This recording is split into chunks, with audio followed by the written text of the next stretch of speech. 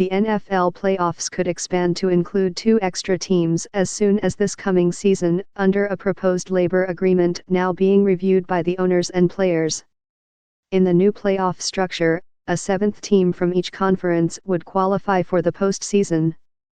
Only the top seed from each conference would receive a bye the first weekend of the playoffs. The top 2 seeds receive byes currently. On that first weekend, the next 6 teams in each conference would face each other, as opposed to 4 teams now. The NFL has played a 16-game schedule since 1978 and has had a 12-team playoff format since 1990. The new format is just one of many proposals included in the collective bargaining agreement negotiations between the players and owners that would revamp the NFL season. Other proposals include reviewing the structure of training camps, reviewing the number of padded practices during the season, and eliminating 1 preseason game and adding a 17th regular season game in its place. Including 2 more playoff teams could lead to more fan interest later in the season and to postseason bonuses for a greater number of players.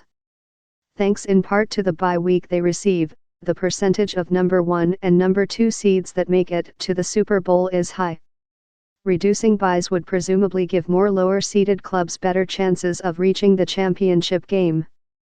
The NFL's television partners would also benefit from being able to broadcast 2 extra postseason games, which are among the most watched TV programs every year.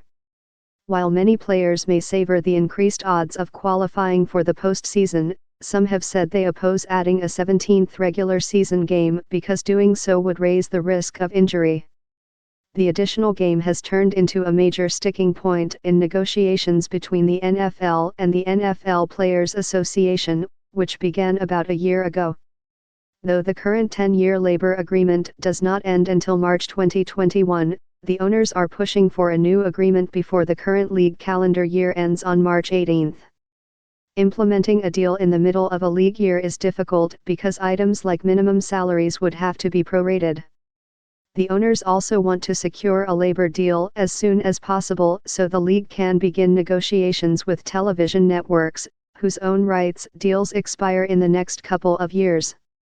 About half of the league's revenue comes from broadcast rights, and the bidding for those rights is expected to be strong. The value of the broadcast rights should increase with new streaming rights and, if the owners have their way, a growing number of regular season and playoff games. To push the current proposed labor agreement over the finish line, the owners have called a special meeting on Thursday in New York, where they will receive an update on the status of talks with the union. On Friday, union representatives from each of the 32 teams will meet via conference call to continue to hash out their differences.